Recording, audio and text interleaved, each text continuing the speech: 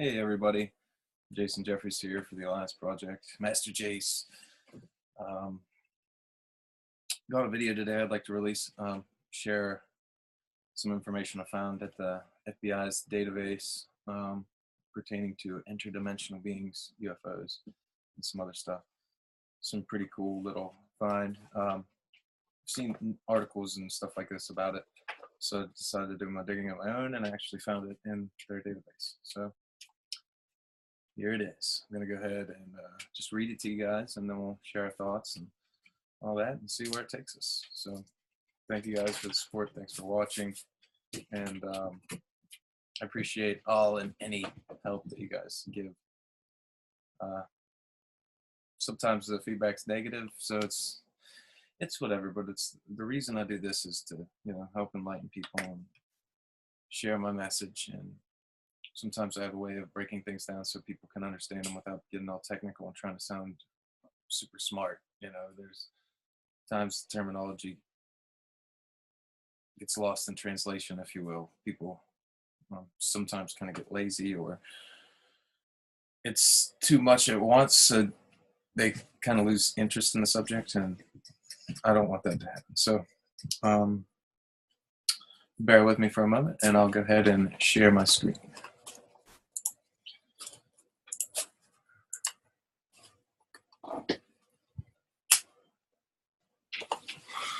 As you can see, this is the FBI, Federal Bureau of Investigations, private database.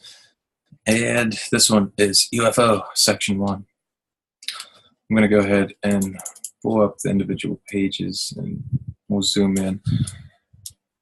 This is obviously a photocopy, but it says August 7th, 1947.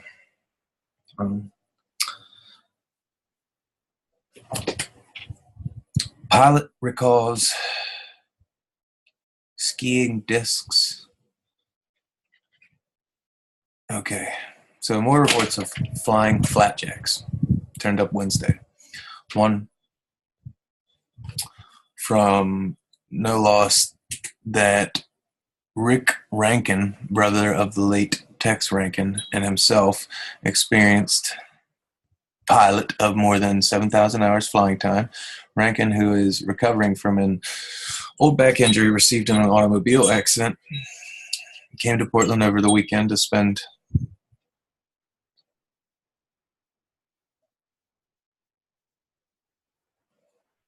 I can't read that word, saw flying saucers over Bakersfield, California, while lying on the lawn sunbathing.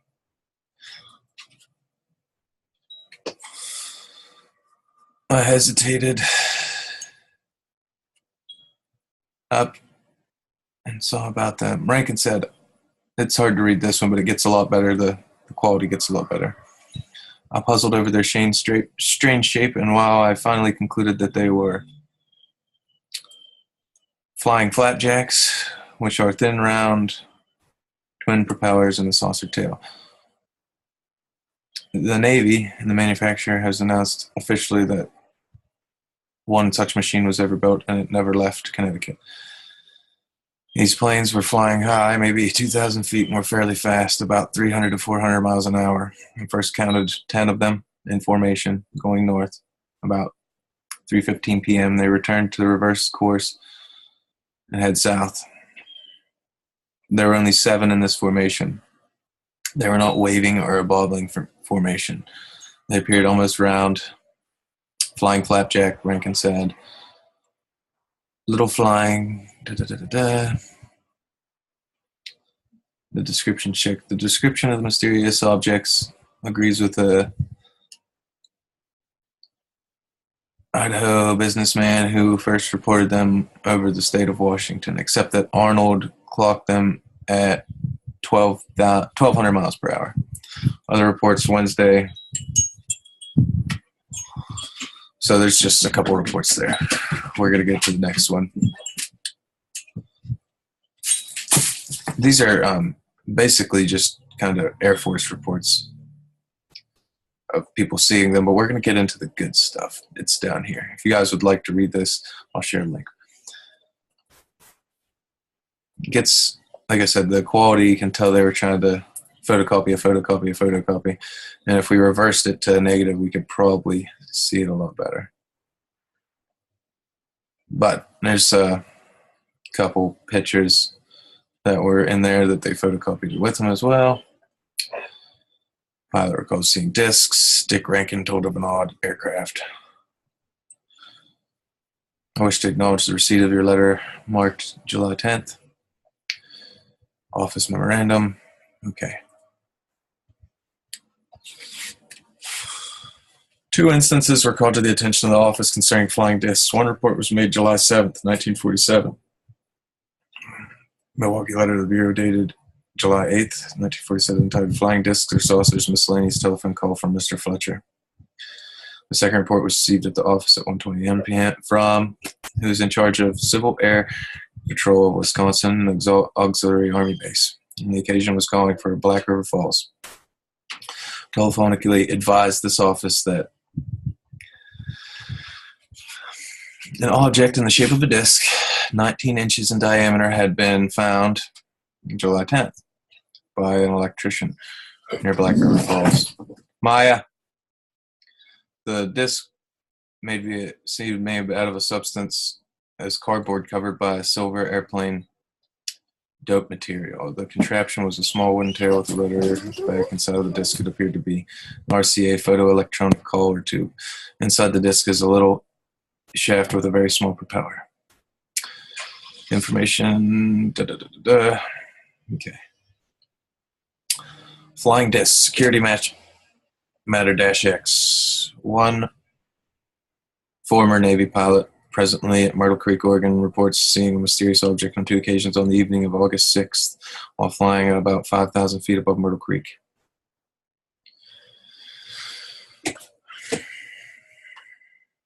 Skimming through.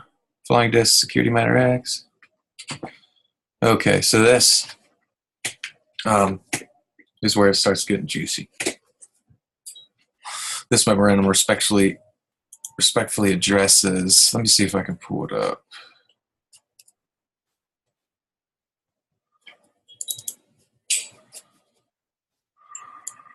I guess I can't pull it up any bigger.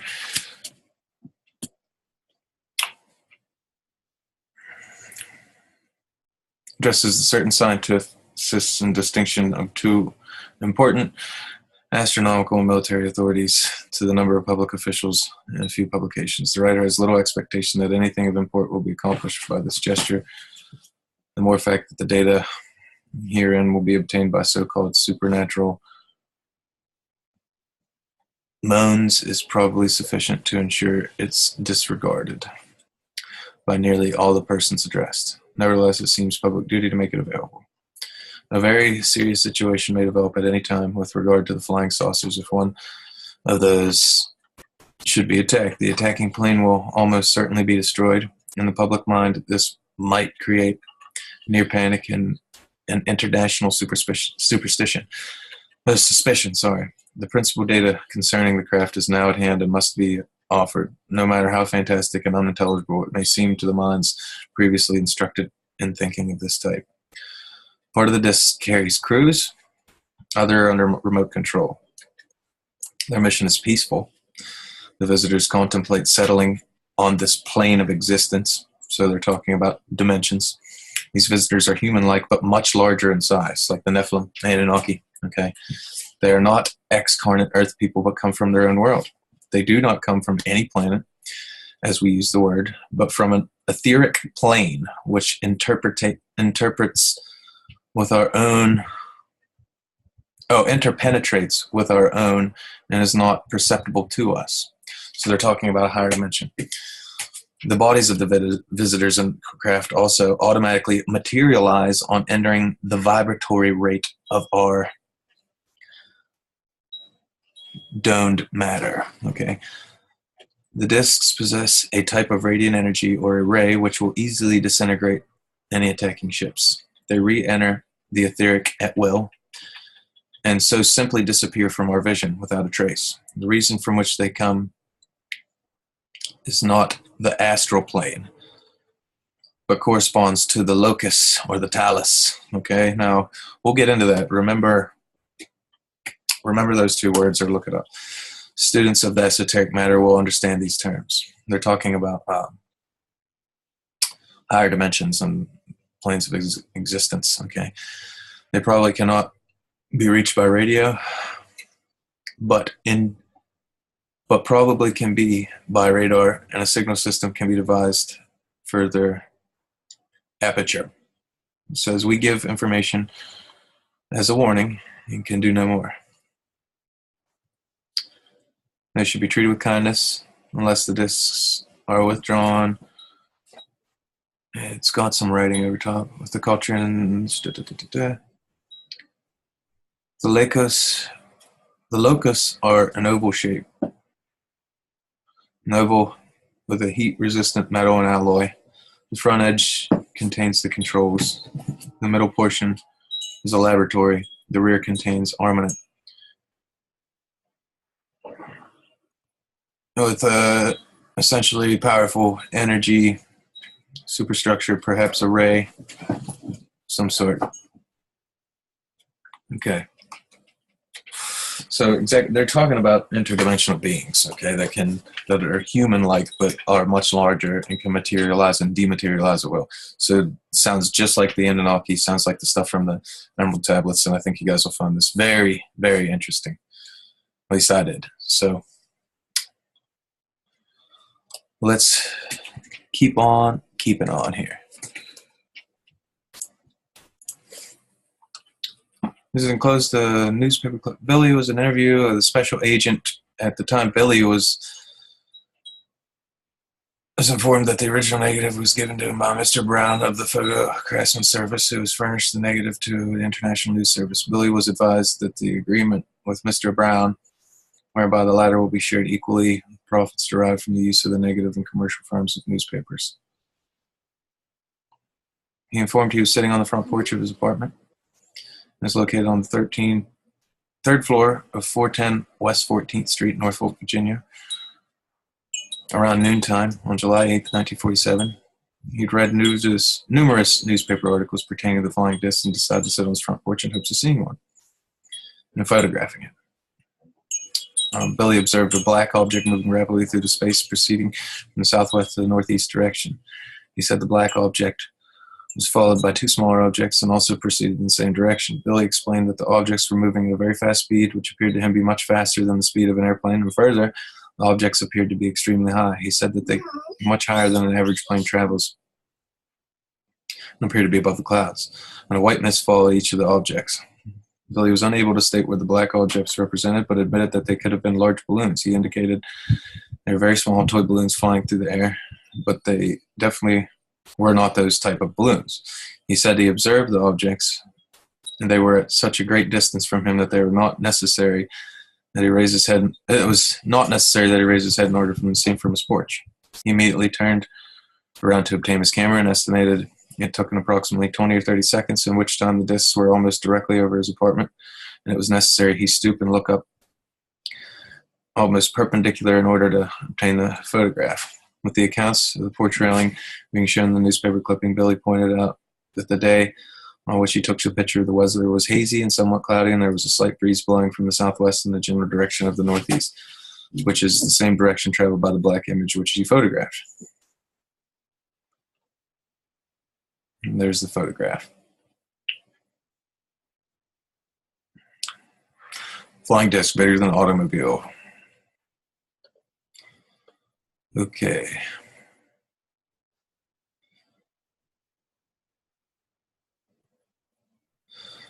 He reported on August 3, 1947, received information that black dot, claimed it was 200 yards in the air, revolving slowly, moving rapidly, neither a kite or a balloon.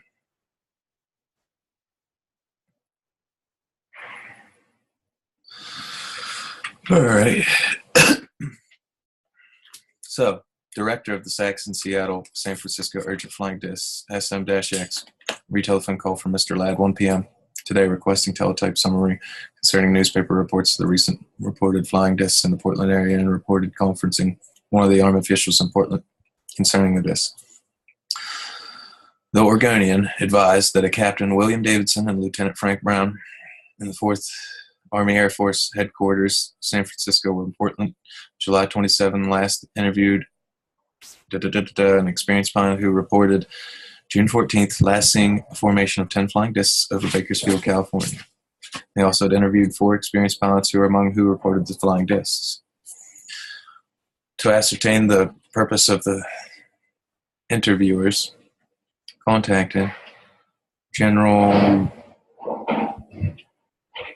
Twinning of Wright Field, Ohio, by phone of Albuquerque, gained the impression that the American Air Force Institute this investigation was a washout of disc reports, since they're definitely not of AAF origin on Friday.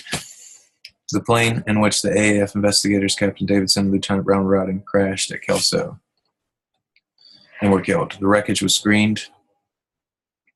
The Tacoma News Tribune, through them, the United Press, put out a story the plane was carrying parts of a disc which had struck a boat owned by Harold Dahl. Advised that today's issue of the Oregonian carries a up store stating that Dahl denies saying the metal fragments he finished were from a disc, and analyzed the fragments show them to be from a Tacoma slag mill. There's some kind of cover up there. Special agent of the liaison section contacted by Lieutenant Colonel of the Army Air Force Intelligence inquiring about the article which appeared in the West Coast newspaper recently stating the substance that the airplane carrying flying saucers crashed en route from Portland, Oregon to Los Angeles, California.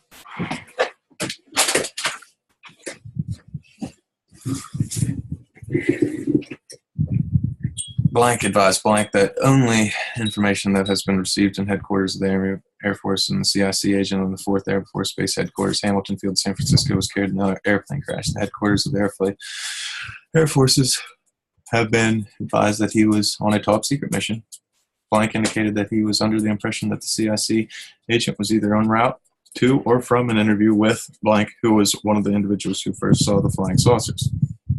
Blank stated that the Air Force have no additional information and will receive none until the report is received from the 4th Air Forces. Blank suggested that the San Francisco field office contact Colonel Blank, headquarters 4th Air Force, Hamilton Field, San Francisco, who undoubtedly will be able to furnish the details regarding this matter, which are at the time unknown to the headquarters. He pointed out, Blank, however, that his belief that no flying saucers have been recovered, but it was merely an attempt to re-interview an individual who previously had reported seeing one of the flying saucers.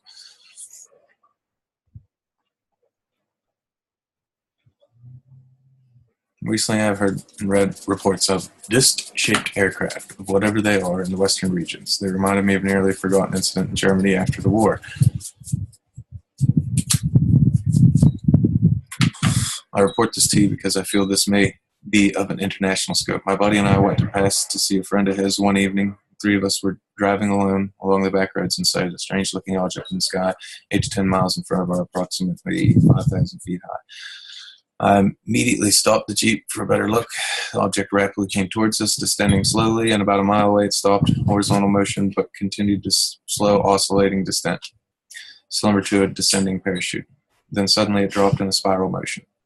I immediately drove to where it had dropped, and it took almost 5 minutes to reach the place where we saw nothing. After 10 minutes cruising around the area, it became too dark to see, and we went back to town. I'm not sure my companion saw this because it happened so quickly it could have easily been missed, but described what had been so vividly that they were excited as I was. My first impression was that it was a cloud, and it was traveling at the right angle. The local incident was approximately 120 miles. I'll swear to the authenticity of this and to the shape of the object. Unsubs, blank, blank, blank, conformance, flying disc, miscellaneous, found materials should not be reported to the FBI laboratory for examination, but should be turned over to the Army Air Force Intelligence. From J. Edgar Hoover, Director of the FBI. There are attached here copies of the letter received from the above-captioned individual concerning flying saucers. The letter is acknowledged and been advised that the copies of the letter have been furnished for your consideration. On July 1st, 1947, William C. McGinty, student of Williams Field, Chandler, Arizona, interviewed by this agent and stated in substance that June 30th at about 9:10, he was flying at 25,000 feet over the Grand Canyon, Arizona. That's a key point because we know that the Grand Canyon used to hold pyramids and all kinds of crazy things there. Arizona, he saw two round objects going at an inconceivable speed straight down. He further stated that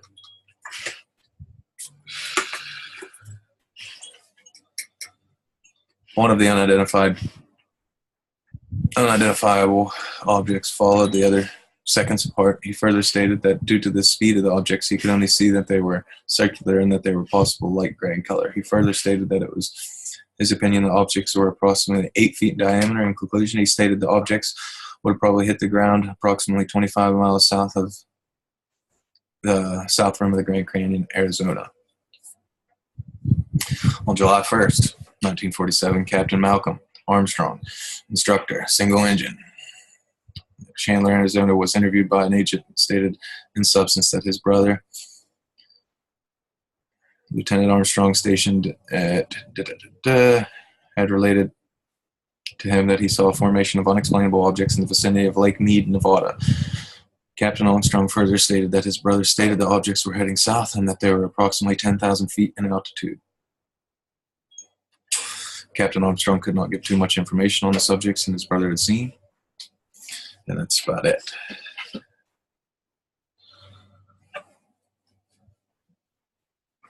I told Mr. Weeks that unless advised to the contrary, he should be in the particular case at hand allowed to handle a jurisdiction for the FBI. He was told the Bureau would be interested in being kept advised of developments and copies of the photographs, he said, would make the objects found.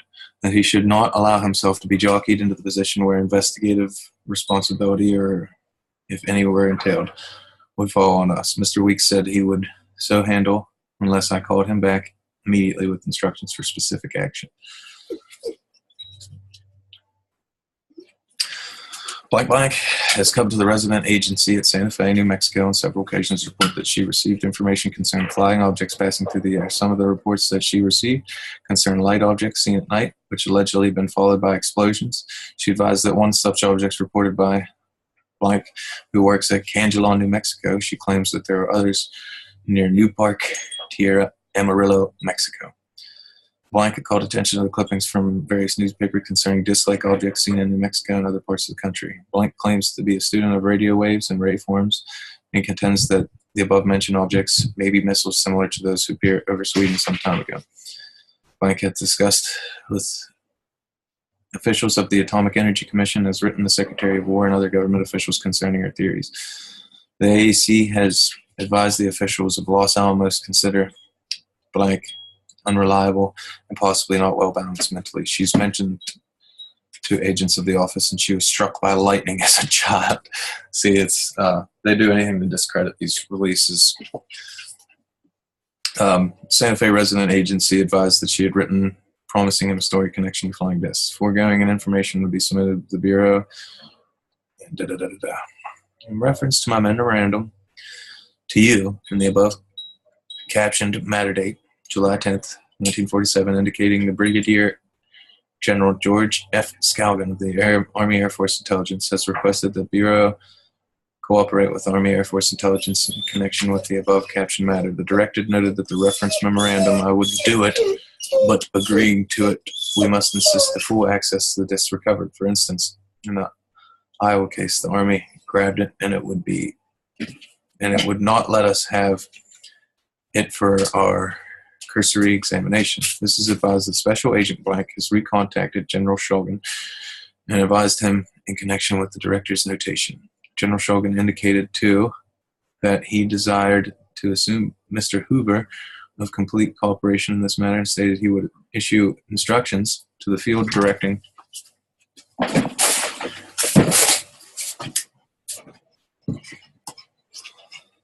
that all cooperation be furnished to the FBI and all discs recovered be made available to examination by FBI agents. General Shogun pointed out that he will, from time to time, make results of the studies of scientists available to the Bureau for the assistance of FBI field offices. General Shogun indicated that there been a decrease in reported sightings of the first disc, which might be of the fact that it has lost much of its publicity value. He indicated, however, that he believed in it necessary to follow this matter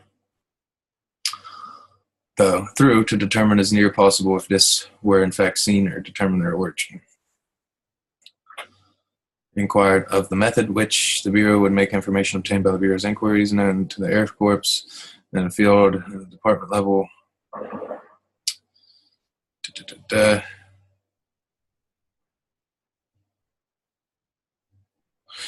He believes that the entire matter might have been started by subversive individuals for the purpose of creating mass hysteria. He suggested that the Bureau keep in mind that any interviews conducted regarding reported sightings.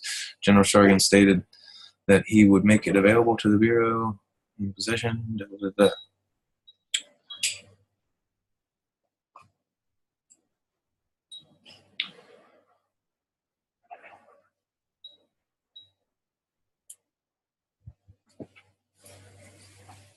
Saucers in the sky, heading for the Milky Way. Funny? I don't know. We read and read and read. The Sky Disc Derby open to all. Saucers of vision. Believe it or not, 27 states see these flying disc saucers. We saw the saucers, 40 states in the game. Celestial discs sought between a raindrop. It's cut off there, so it's hard to read. You should remind me that this is a military problem. Soldiers fight the enemy and out in the open and away from home if possible. The federal agents fight the enemy undercover and in their home grounds. So here I am. These so-called fly saucers may be kites, but according to reports, the thing didn't flutter or float. They sailed, and kites don't sail. The strange part is they all sailed in the same direction, from west to east. Rewards were offered, no collectors. Planes chased them, none captured. They have not landed, no finders. So as long as the military scientists and civilians deny being responsible for this, were due to and led to an enemy. A little while back, it was mentioned somewhere that Russia had or has a contraption for their next war. Silent whistle for dogs. It could be an optical illusion, or sun, unwelcome persons, blah, blah, blah, reporting the phone. It's hard to read a lot of this stuff, but it's pretty wild what it said about them, the information they said of them being from another dimension.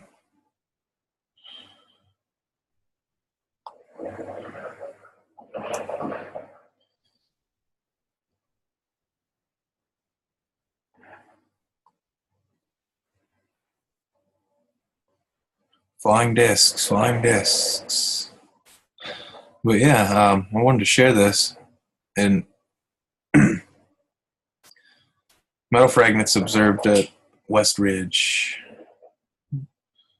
I said approximately people sitting on the porch observed. Several little blazes that started the fire. Metallic fragment was turned over to of MIT by a telephone company. We advised that their general appearance are similar to the lining of V-2 bombs, which he observed at New Mexico. They are possibly from a jet turboplane. And reconstruction of the metal object stayed 14 inches in diameter, 16 inches thick. 1/16 of an inch thick. A machine tooled, and some fragments indicated that they were burned and appeared to have been subjected to terrific heat. The scientists are treating the matter as classified information, and collecting additional fragments stated that these fire chief at the West Ridge, also several fragments in his possession, indicated that the residence is 700 to 800 feet east of the railroad track. Stated He will make a result of the MIT research available if significant opinions of scientists are set forth that suggest possible military interest.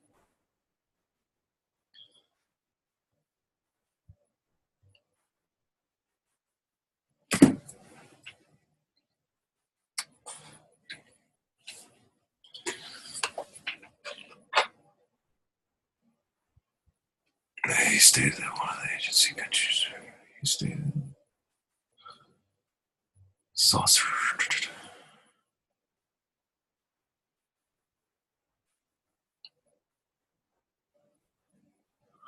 All right, so they've seen them.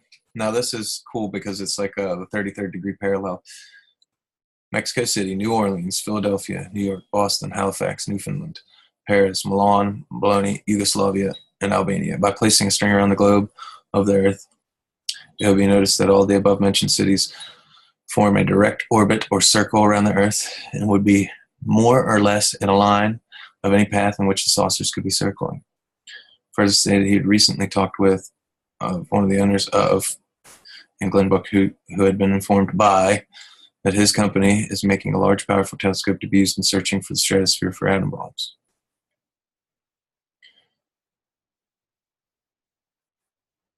Reported a flying disc had landed about 9:42 p.m. last night. It was burning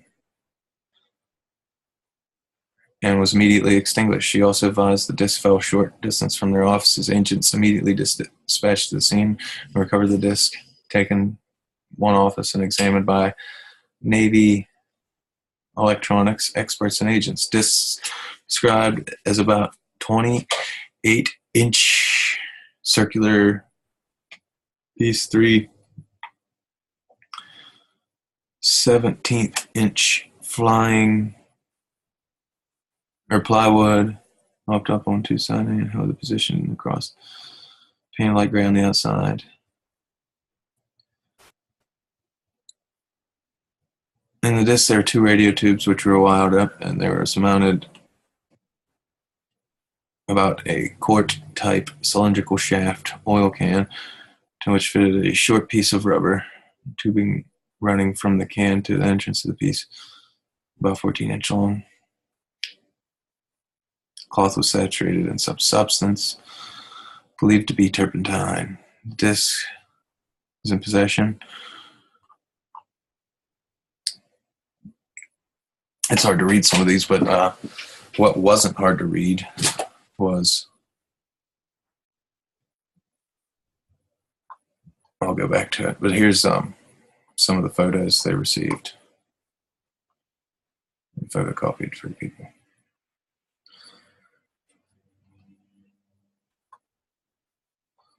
But the key here is what I want to share.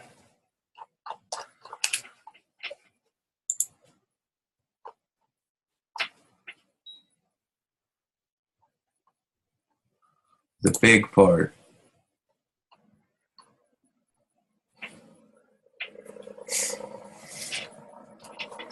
is this.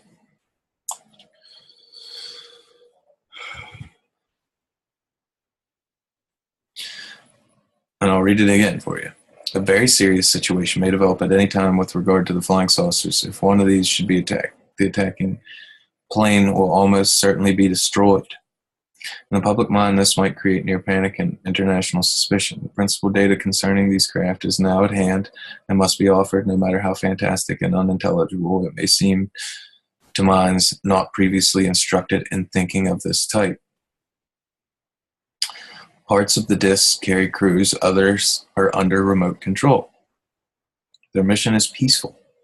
The visitors contemplate settling on this plane of existence. These visitors are human-like, but much larger in size. They are not excarnate Earth people, but come from their own world. They do not come from any planet as we use the word, but from an etheric planet, which interpretations with our own and is not perceptible to us. They do not come from any planet as we use the word, but from an etheric planet which interpenetrates with our own and is not perceptible to us. The bodies of the visitors and the craft also automatically materialize on entering the vibratory rate of our doned matter. The discs possess a type of radiant energy or array which will easily disintegrate any attacking ship. They re-enter the etheric at will and will simply disappear from our vision without a trace. The reason from which they come is not the astral plane, but corresponds to the locus and the talus. Students of the esoteric matters will understand these terms. They probably cannot be reached by radio, but probably can be by radar, and a signal system can be devised for the aperture. We've given information and warning, and we can do no more. Let the newcomers be treated with kindness unless the discs are withdrawn. A situation with which our culture and science are incapable of dialing. A heavy responsibility rests upon the few in authority who are able to understand this matter. Okay? So what we're going to do is look up those two keywords for you. The locus and the talus. Okay. So in the fundamentals of esoteric philosophy, it is stated in regard to our position in the scale of locus and talus that we are in the fourth globe of our chain. We are in the fourth loka and the fourth tala. Mahar loka and rasa tala. But again, we are in the fourth round of our planetary chain. Therefore, we have this bipolar principle emphasized by the fourth round quality, Mahar Loka and the Rasatala again. We are, furthermore, in the fifth root race of our fourth planet on our fourth round. Therefore, our root race, through evolving into the fourth globe, in the fourth round, it is represented by the fifth of each column, Swarloka and Talatala. Now, I would like to ask, if we are in the fifth root race, why is it that in the scale of the races we should be in a lower loka or tala, rather than the one superior to the fourth round? Stop! Locus and talus should always be considered as twins. That is to say, one loka should always be considered with its corresponding tala, as for instance, Satya Loka and Natalia. These are inseparable and represent the positive and negative, the high and low, the spiritual and the material, on any plane.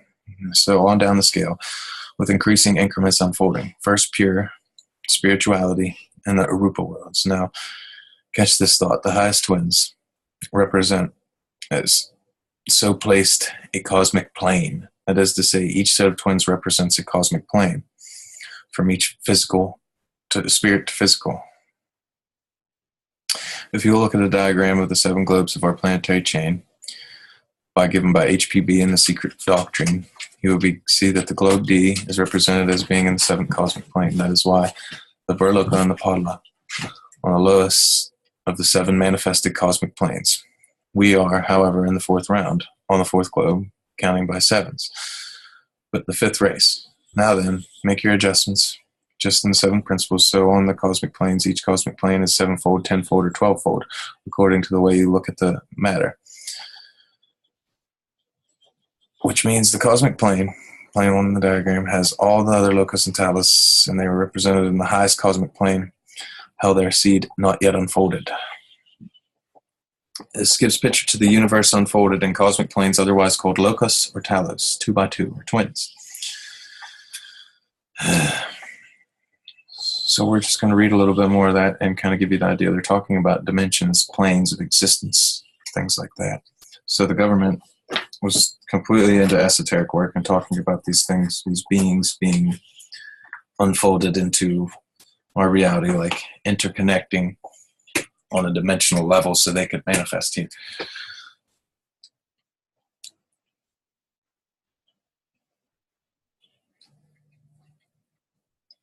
When the 7th round is over, by that time we shall have developed the whole possibility of evolution. Shall we have unfolded all within us? We shall have unfolded everything within us in due order as far as the completed evolution permits. I hope you get this idea. I'll save a great deal of mental work. The highest loka contains its Loka Patala, because each twin is 7-fold. So this series of double column Worlds represent not only 7 cosmic planes, but 7 degrees of evolutionary unfoldment. Man is not fully complete until he has unrolled everything within him. In other words, every quality, force, energy, substance, power, attribute that he has locked up. That is the answer to the part of your question. And it is marvelously studied. I don't blame anyone for being simply mixed up, because it's indeed wheels within wheels. But yet, such a wonderful study. The great keys of analogical reasoning hold to that firmly, and it will guide you out of the maze. I might add in conclusion, I will not fasten to attention too rigidly, with too much literalism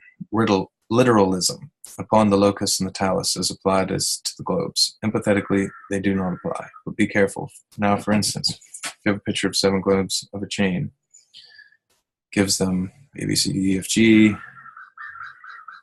globe D, the 4th. Globe A is Sadaloka, globe D, the 4th, Maharloka, Rasatala. Then from this we shall say that is globe G. That is not so. For as a matter of fact, there's 12 globes, 12 dimensions, right? And we know this to be true with quantum mechanics, theory of relativity, and other things. We know that there's 12 dimensions. Also, that states that in Emerald Tablets. I would suggest you to ponder, because it indeed... I suggest you to ponder over this thought for a while, as the question will be answered by and by. Remember first, from the 7 cosmic planes in due order, one each unrolled from its preceding one and preceding ones,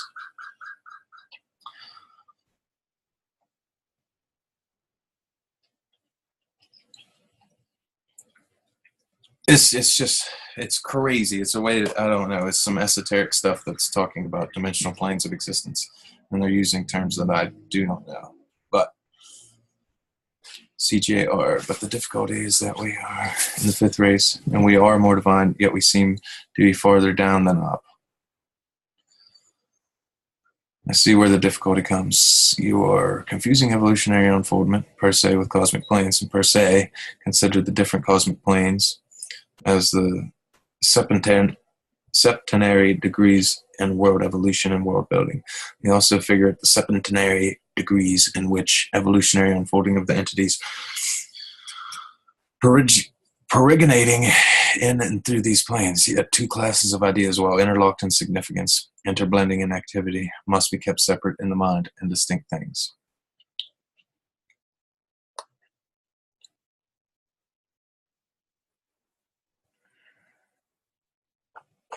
So, let's see what this...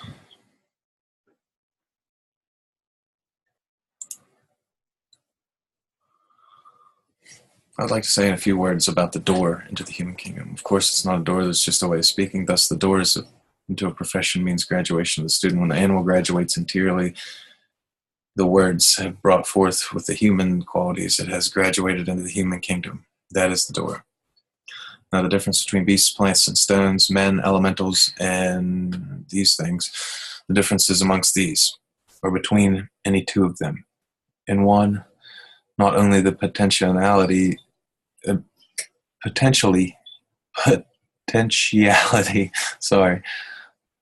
but of developing ability. Thus, the human child is potentially a man or a woman, but not yet so, and will not have the adult ability until he is fully grown.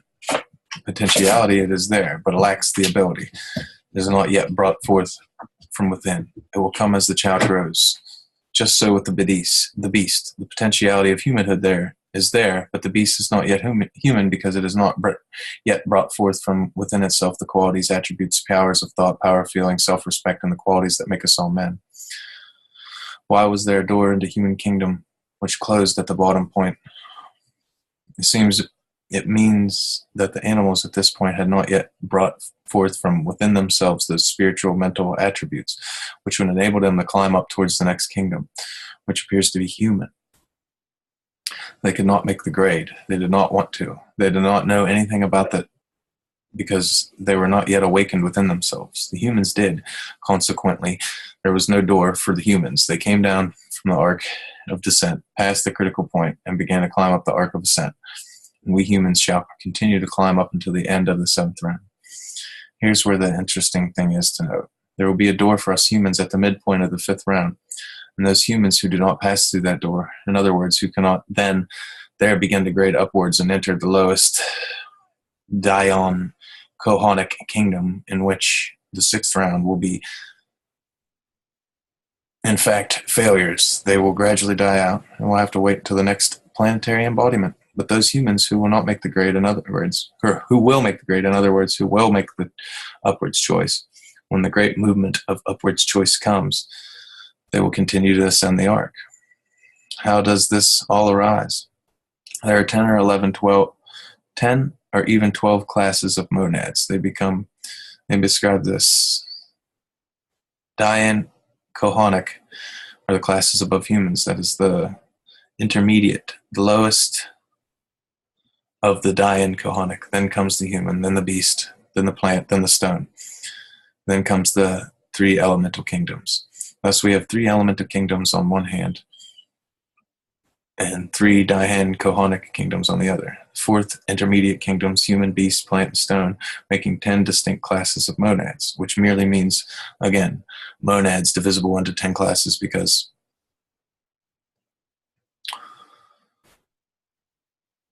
of the individuals, each class has brought forth the qualities, attributes, or other words of a type attracting such monads to aggregate together towards kingdoms or classes. When any individual of any of the 110 classes, through evolutionary development, brings out latent powers, attributes, faculties within itself, and gradually rises past through the door of the next kingdom, graduating from the lower to the higher, we call that a door. All the individuals congregate together who are like each other. All the X's are attracted together, all the Y's, all the Z's. In other words, these old proverb, birds of a feather flock together. As regards the beasts, they will show a tendency to die out in this manvantara.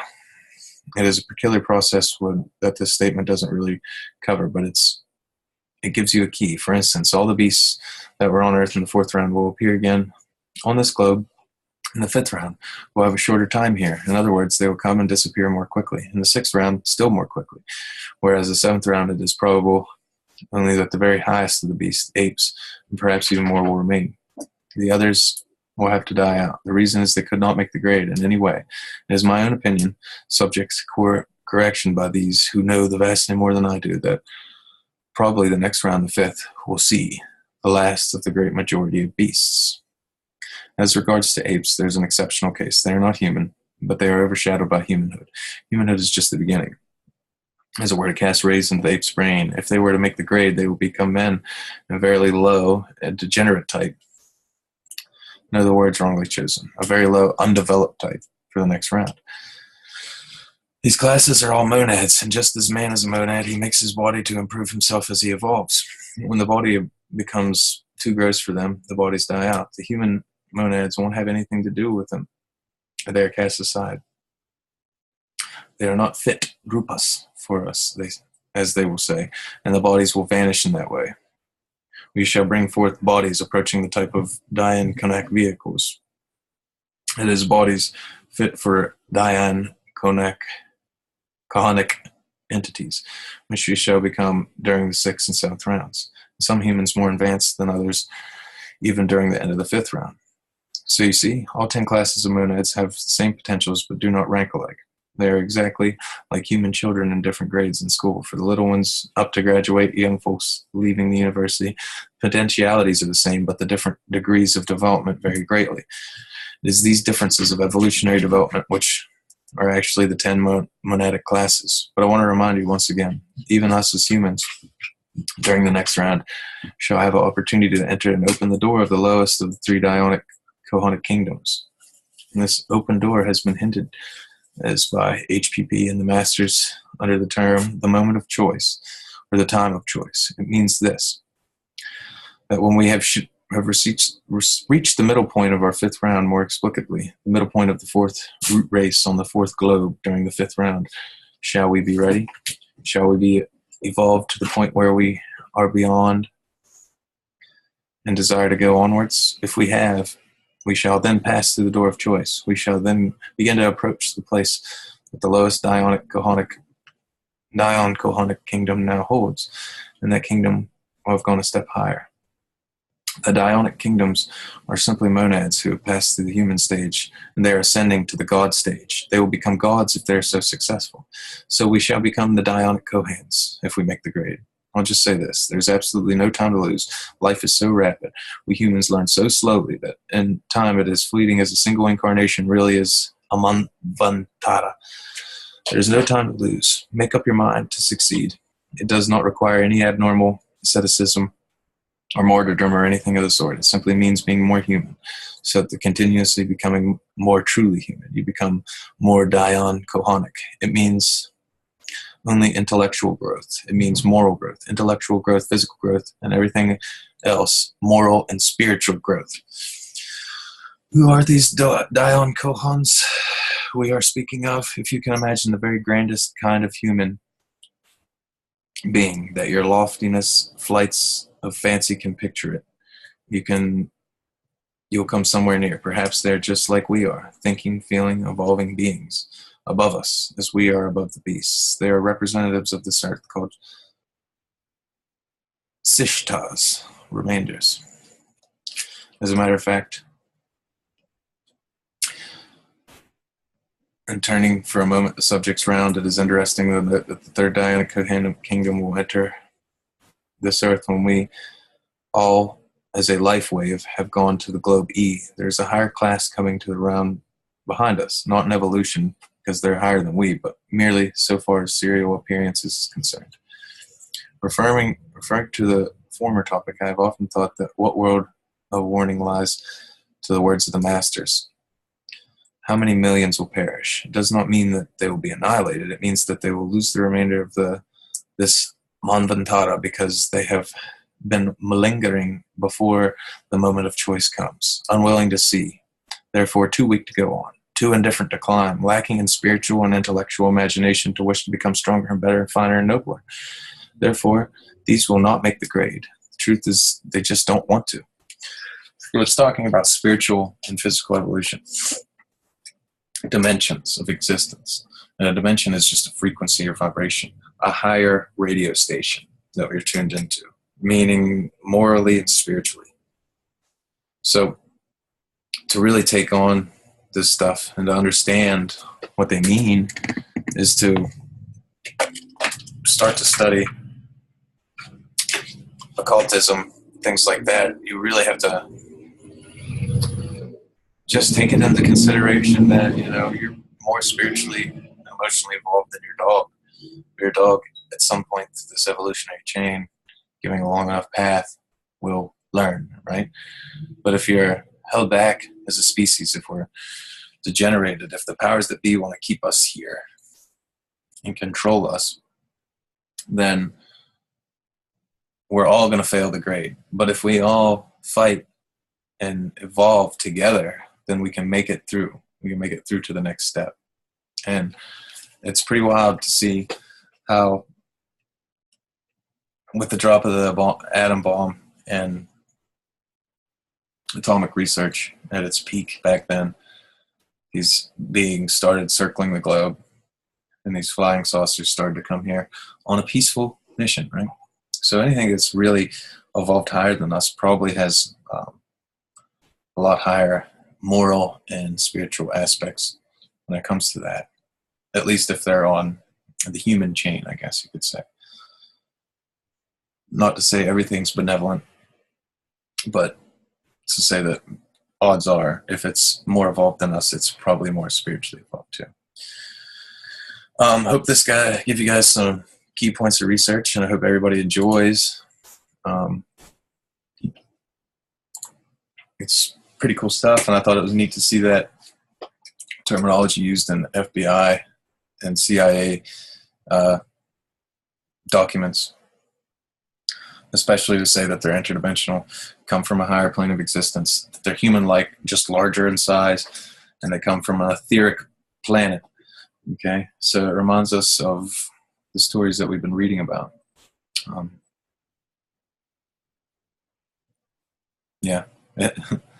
It all seems to cross the same bridge and come back to the same story. So I hope you guys enjoyed this little presentation. Apologies for my reading because the terminology is new to me as well. It seems to be a lot of Indian use of words. And yeah, I'll leave the links below for you so you guys can continue reading this stuff if you'd like. But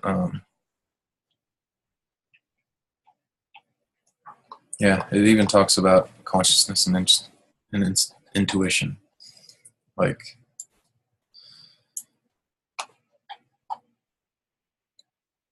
let me see here. We know that while man is a stream of consciousness, he is a septenary stream. Each aspect of the septenant, again, has its divisions, which only one reason why men differ themselves amongst themselves so greatly and widely. And it is a pity that it is not better understood. Men would differ but quarrel less. Quarrels are stupid, kind of scraps make firm friends, if they are kindly. Our conscience is all too infrequently... Now to understand the matter, our conscience, to which we all too infrequently pay heed to our loss, that is friendly, warm-hearted whispering from above, which we feel is showing us the right and the wrong, and it comes from the stored-up ethical wisdom in our being. It is not in the disputatious brain mind. It is in the heart, in the highest part of the human ego, the treasury of ethical experience, the accumulated wisdom of past lives, garnered and treasured in our higher parts. And as far as it goes, the voice is infallible and powerful, but it does not go far enough to make its voice in our soul an infallible guide, because we have not had past human lives throughout eternity, and we are not infinite beings, human speaking. One man's consciousness is strong, another man's conscience is weaker. Two reasons why. The one may be more evolved and we may have learned to hearken more attentively to the inner monitor. Therefore, the voice is familiar, strong and steady, as we say, warm and sweet. We love that. And one reason why we love it is because it is so personal to ourselves. It is the higher part of each of us that is a human being, whispering to our admonitions of right and denying us the ways of wrongdoing. It is the Buddha Manas part of the human being, garnering experiences of the past ages, births and rebirths that echo the past sufferings and heartaches, from which we have gleaned wisdom and treasured it on the tablets of the self. That is consciousness. The higher the consciousness is intuition. Intuition is infallible. Its voice immeasurably infallible, because it is the whispering within us where the truths of the cosmic spirit. It is the ray direct from the divine spirit of our hearts. Our consciousness won't tell us the truth about a fact of nature, nor whisper into our minds the guidance along the paths of scientific or religious or philosophical discovery, because it has garnered ethical wisdom familiar to the soul of each of us. But the intuition will tell us instantly. It has an instant vision of truth. Its voice is neither familiar nor unfamiliar. It is utterly impersonal. Its atmosphere is neither hot or cold. It's neutral in this respect. And the voice of the Atma Buddha Manas within us. Do you get the distinction? The consciousness is our own treasury of spiritual and ethical wisdom. It is infallible as far as it goes, as far as we can hear the voice. We can hear it, and even more by practice, by training, by hearkening to it, just by recognizing it and following it. Because it is only our own gathered treasury. It is not infinite. Meaning it's your soul's information it's gathered through the reincarnations in the past and through your DNA. Therefore, not in the true sense always infallible. But so far as it concerns each one of you as individuals, when your conscience whispers to you, follow it. Because it will whisper only if you're in danger. When you're seeking to do right, be afraid of it, afraid of having hunches. By not being afraid of or following your conscience or intuitions, they will come with us. They're coming to us all the time. Most men are ashamed to act intuitively. They don't want to make mistakes. Prudential, yes, but it's only prudence and uncommendable, cowardly and weak. Small, it is merely because you don't want to begin to make a fool of yourself until you've learned more. The strong man is not afraid of making a fool of himself occasionally, because he knows that the very fact will stimulate him, awaken him, make him think. And after a while, he will not make a fool of himself. He'll learn to trust his inner powers. And that is the way to cultivate the intuition. By cultivating it, not being afraid of what it is within you. Suppose you do make mistakes. What of it? By practice and its exercise, the mistakes will grow fewer and fewer. Make a comparison of your consciousness. The man or woman who has not heard the voice of the consciousness whispering in his soul, who has never felt its presence, is not truly human. You know what I mean by the companionship. We call it the voice which whispers to us. It is the light which lives within you always, which tells you what is right, and to follow it, what is wrong, and to abandon it. Make a companion of your conscience. Stimulate it. Open the hearts to your minds. Your lives will be beautified, strengthened, made happier than they are now, because you will be following the voice that is the accumulated wisdom of the ages. Furthermore, just in a portion as you learn your conscience with your own self, the higher part of you, and trust and follow it, the more intuition will brighten your lives, bring you knowledge, direct knowledge, infallible knowledge. So I just hope you guys kind of liked how this UFO talk took a spiritual turn. And yeah, call me crazy, criticize, speak, whatever. Again, I apologize for my readings because some of the terms are kind of like Vedic terms almost. So yeah, I hope you guys enjoyed. Let me know what you think in the comments, and I'm going to go ahead and make another video right now. So hope you guys enjoy, and let me know. Be safe. Thanks for the support.